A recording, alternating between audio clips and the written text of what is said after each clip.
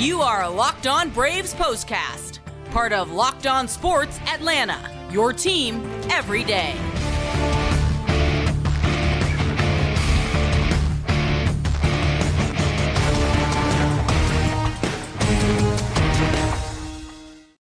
Well, they say it is not how you start, it's how you finish. And for the Braves, they finished this road trip on a much better note than that which they started it. They rallied to take 2 out of 3 from the Texas Rangers and come home with a little bit of momentum after being swept in Toronto over the weekend. So I would say all's well that ends well, but we know each and every one of these games are important.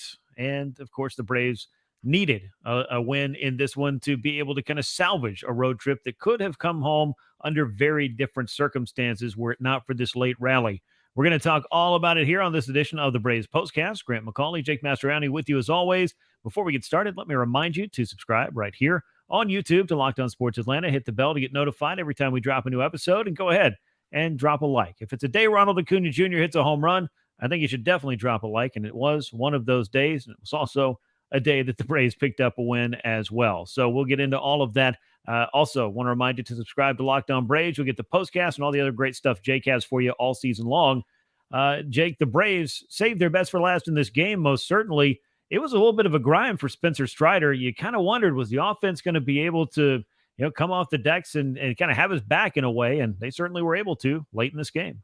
Yeah, this was a fun one. I mean, it's Spencer Strider. You expect him to go out there and just dominate, and he didn't. I mean, I guess he's allowed to have bad starts. I don't know. But he did in this one, and it was just great to see the offense come and bail him out and score some runs late to come back and get a win. Like you said, kind of somewhat salvage this road trip, which would have been really even more ugly had they lost this one. But thankfully, that wasn't the case. They had some heroics late. Yeah, we all know the storylines that are going on with the Braves, and more so than ever. It feels like you can't afford to lose on a day that Spencer Strider pitches, and the Braves were able to make sure that did, in fact, not happen. Let's jump inside the line score and the box score for game number 43. A win for the Braves, who are now 27-16. 6 runs, 8 hits, no errors. 4 men left on base for Atlanta. Rangers, meanwhile, 5 runs on 7 hits, no errors. They left 5 aboard. Nick Anderson picks up the win in relief. It was Brock Burke who was hung with the loss in relief for the Texas Rangers. And Raisel Iglesias, good to see him bounce back. He locked down the save after having the blown save on Sunday against Toronto.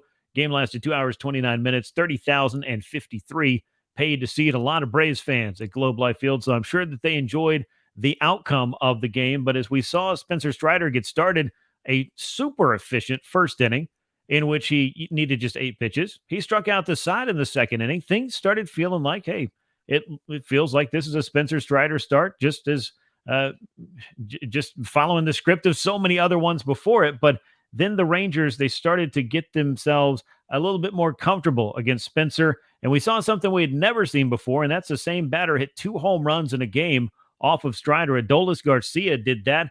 5 innings of 4-run ball for Spencer, the 2 homers among the 6 hits, 3 walks, and 7 strikeouts. Jake, I said it before, I'll say it again. This just felt like it was a grind for Spencer Strider on this night.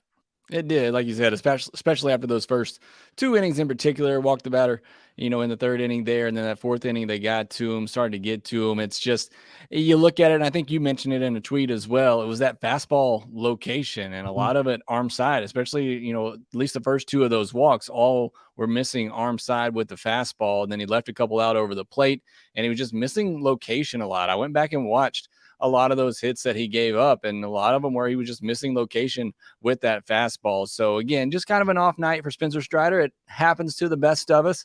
And he's, again, like I said, allowed to have one of these every now and then. But again, like you said, it's very crucial that the Braves win games when he pitches, and on a night where he didn't pitch like he's capable of and like he typically does. Great to see the Braves kind of bail him out there. But yeah, for me in this one, it was mostly just the fastball location and the missing location, especially in that 4th inning there where they really got to him. I mean, the ball that first home run he gave up to Adolis is a home run right down the middle. The second one was supposed to be a fastball down and away. He left it up, and Adolis was able to get to it. Very strong individual. Was able to drive that out. So again, that was the biggest thing I saw for me. The slider was great. They didn't even put the slider in play tonight. I mean, it's just, typical slider stuff from him. He actually threw the changeup a little bit more as well, and perhaps because he was struggling with that fastball and decided to go to it some more. So again, just kind of a blip in the radar. Certainly no concern at all here, but I just think it's great to see the offense kind of bail him out on a night where he wasn't his typical self. Yeah, and we're going to talk a lot about the offense once we get going a little bit further. But I was definitely of the mind when Spencer Strider did not come back out to start the sixth inning that was probably the right call, just based on how he looked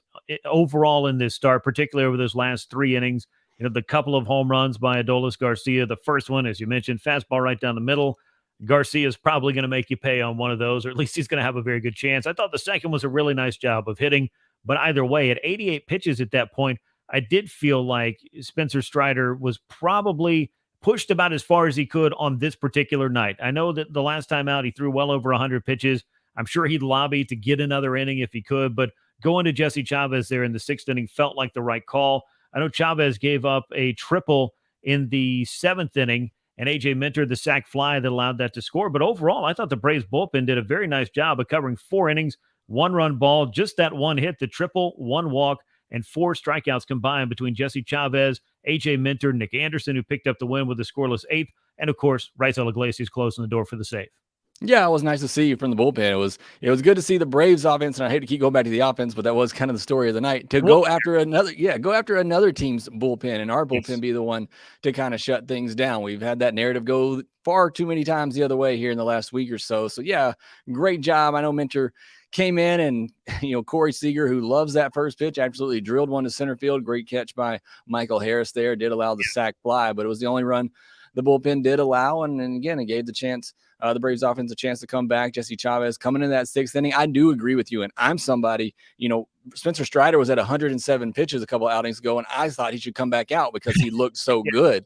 But in this particular outing, you're right, it wasn't that type of game for Spencer Strider. So I was all, on board with taking him out there, going to Chavez, who again had that clean sixth inning, gave up the triple to Simeon in that run. But then Nick Anderson, after the 1-out walk, he was really good. And then Iglesias, a little rusty early, went 3-0 on the first batter there, the 8-hole hitter, but then bounced back, got a couple outs, and they got Simeon to strike out on a beautiful slider on a 3-2 pitch to end the game. So yeah, nice job by the bullpen here to lock things down after the Braves offense was able to complete the comeback. Yeah, and I know I've said this before, and I'll say it again. You're never as bad as you are on your worst day. You're never as good as you are on your best day, and that's certainly true over the course of 162 games for this Braves team. But we've seen the resilience of this club, the ability to bounce back, the ability to pick each other up has been kind of ingrained in the fabric of this club, the personality of this club, most certainly. I don't feel like they were going to panic, with their backs maybe a little bit against the wall for a road trip that they'd certainly like to forget, that stop in Toronto, in danger of losing a series in Texas, but able to find the big hits when they needed them.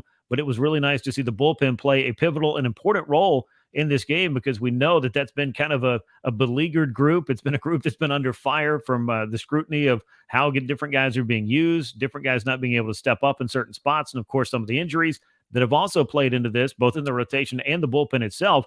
This group has been taxed an awful lot. So this was a good night from the Atlanta bullpen, and I think that's worth at least underlining on this evening. And now we're going to get to that offense once I tell you about one of our great sponsors, because this episode is sponsored by Bird Dogs, the most comfortable and functional and versatile shorts that you are ever going to find. This got me back into the shorts game after years of just kind of giving up trying to find shorts that I thought felt great, but also look great. That's a big problem, and able to solve that with Bird Dogs here. You should give these a try as well. Go to birddogs.com/LockedOnMLB. Enter the promo code LockedOnMLB. They'll throw in a free custom Bird Dogs Yeti-style tumbler with every order. That is birddogs.com/LockedOnMLB. As we look at the Braves offense in this one, they were able to do a lot of the things that they needed to do, both jumping out to an early lead against a pitcher that did not give up very many runs in the last month. That, of course, is Nathan Eovaldi. Eddie Rosario went ahead and ruined his night in the second inning with a 2-run homer, but that was about all they got against Eovaldi, as the Rangers were able to go ahead against Strider. In doing so, the Braves offense had to find those answers. You talked about this time and again, Jake, and they were able to do it. Ronald Acuña Jr., a home run in the sixth inning. Rangers find an answer for that. And then it's Ronald again to start a rally with a leadoff walk in the eighth inning. Ozzie Albies wraps an RBI single. And Austin Riley, how great was it to see him come up with a big-time hit when the Braves needed it? Yeah, no, that was one of the obviously big highlights of the night, other than the Orlando Arcia home run. But I mean, yeah, to see Austin Riley get to that curveball down in the zone, able to get under it and drive it into the gap. I mean, that's the Austin Riley that we know and love when he's going. So it's great to see that. He doubled his home run and doubles total for the month in this series. So that's great to see. Hopefully that's a sign of him get going. And then a great hit by Ozzie before that, as you said, to bring in Acuña as well. Ozzie batting in the 3-hole, even with a right-handed pitcher starting the game. That was a very interesting decision there by Brian Snitker, but ended up paying off later in the game with that RBI hit. So, yeah, good to see some of these guys contributing up and down the order. Everybody had a hit except Olsen and Michael Harris. So, again, everybody kind of up and down playing a part in this game, and just love to see that. Again, we talk about it all the time when this offense is clicking. It's 1 through 9, and you got to see that a little bit tonight. Yeah, you did. 3 home runs in this game. Eddie Rosario, his 4th of the year, the 2-run shot that put the Braves on the board. Ronald Acuña Jr., his 11th, nearly had his 12th in his final at bat as well, but 11 home runs now for Ronald. He's on pace for 41 home runs. He's also on pace for 66 stolen bases. This is the first time, and I've been doing the tracker, as you well know, on Twitter, the 40-40 tracker. He is now on that pace for more than 40 homers and more than 40 steals for the first time this year, Jake. I'm going to be really fascinated to keep updating this thing. We're just over a quarter of a way through the year, but this was what I was waiting for, looking for, telling people to be aware of. Ronald's going to get on one of those home run binges where he's going to hit a bunch in a very short amount of time. And I'd say 4 consecutive games with a home run would qualify as a home run binge. Yeah, I would say so. Again, we've been saying it for a while. The power's going to come, and it's probably going to come in bunches. Last year he'd hit a home run in a game, maybe 1, 2 in a 3-game span or something. We think, okay, here comes the home run barrage, and it just never really came. That's not the case this year. It is coming. It is coming in bunches here in the month of May, and it certainly is exciting to see. And I love to see that 40-40 tracker and see that he's not only on pace for a 40-40 season, Grant, he's on pace for a 40-60 season. So, again, he's the best player in baseball right now, and I say it every time, just please stay healthy, because this man is just so incredible and locked in at the plate right now, and it's so fun to see every time he comes up. Well, as I've said many times and pointed this out on Twitter, nobody has ever had a 30-homer, 60 stolen base season. It would go by some very simple logic that no one's ever had a 40-homer, 60 stolen base season either. That is just some video game type numbers to be talking about for Ronald Acuña Jr., but that, of course, is kind of who he is, and he has reminded people, if you saw some of the things being said before the season of, okay, well, this Ronald we saw in 2022, the power's gone. This may be who he is now. I didn't believe that for 2 seconds. And now that he is healthy, that leg, you talked about the breakdown they did on MLB Network, kind of illustrating exactly how much his lower half is playing into his power this year. We're seeing the real Ronald Acuña Jr. back and in full effect thus far through 43 games. Now, I saved my best for last in terms of home runs. It's always fun to talk about Ronald Acuña Jr., but how about Orlando Arcia in the 9th? Go-ahead home run for the Braves there. It's exactly what you needed. It can't always be Ronald Acuña Jr. that sparks the rally or hits the big home run. And how big of a deal and how big of a role has Orlando Arcia played for the Braves already this season? And that includes missing about 3, almost 4 weeks after he fractured his wrist.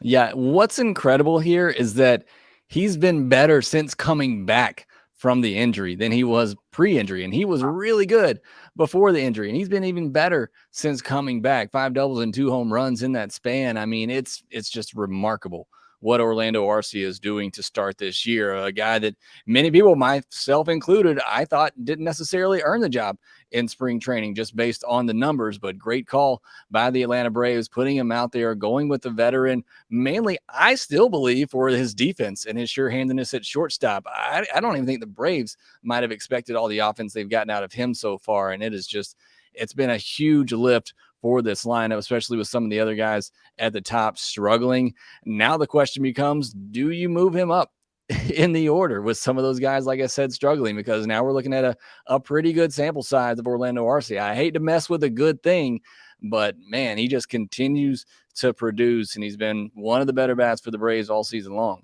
Yeah, he definitely has been. Got a cool note on Twitter from our buddy Agon, who points out that if you're looking at weighted run created plus among all major league shortstops, Orlando Arcia is at the top of that list right now. You might recognize some of the other gentlemen that are on the list, including Corey Seager, Bo Bichette, Wander Franco, Xander Bogaerts, guys like that have been pretty okay in the course of their career. But Orlando thus far is doing the thing for the Atlanta Braves. 84 plate appearances now in the year. Again, he missed some time, but in the time that he's been in there, not only has he made an impact, as you pointed out, making all the plays, having a great arm at shortstop, just giving the Braves that stability they need in that middle infield position in that spot, but also chipping in with the offense in a big-time way.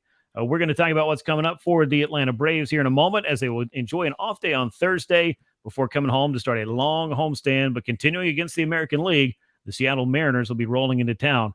This episode of the Braves Postcast sponsored by So Rare, a revolutionary fantasy baseball game and marketplace transforming fans into owners with officially licensed digital cards featuring players from across all 30 MLB teams. Unlike all those other fantasy baseball platforms, So Rare managers own their fantasy experience. You collect, you buy, you sell, and compete with player cards against other opponents to win epic rewards. And win or lose, you still own your cards, and there's no cost to play. Head over to SoRare.com/lockedon to draft your team of free player cards, set your lineup, and start competing today to win those rewards. That's SoRare.com/lockedon. Start playing today.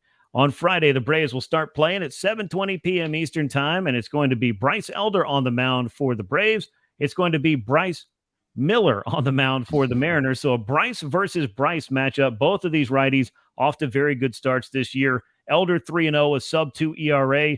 Miller, meanwhile, making his fourth start. He has an 0.47 mark thus far. He has been very good for Seattle, a team that's been struggling a little bit to pick up where they left off last year. But we've seen these guys as recently as last year, and we know the talent's there, Jake. Going to be kind of a fun series as the Braves welcome the Mariners to town because that doesn't happen very often.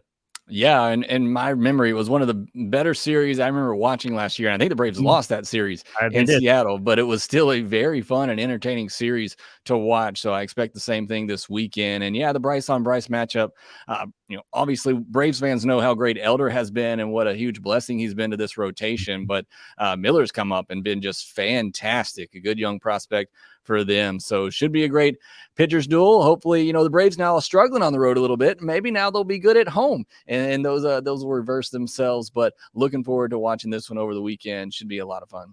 It definitely should be. Again, Bryce Elder going to take the ball for the Braves, looking to run his record to 4-0. He's got a 1.94 ERA. Bryce Miller, meanwhile, he'll look to stay perfect. He's 2-0 in 3 starts, 0.47 ERA. The mark for the Seattle right-hander. First pitch of game 1 of this 3-game series at 7:20 p.m. Eastern Time at Truist Park on Friday. That'll wrap us up here on this edition of the Braves Postcast, part of Locked On Sports Atlanta. Make sure you're subscribed here on YouTube. Go ahead, click the bell to get notified every time we drop a new episode. And make sure you hit that like button. Leave us those comments. We enjoy reading those. Be sure you tell a friend as well if you enjoy what you see here on the show. We like bringing it to you as many times as we can throughout the season. And, of course, Locked On Braves, that's where you need to subscribe. Wherever you get your podcast, you'll get the postcast and so much other great stuff from Jake all season long.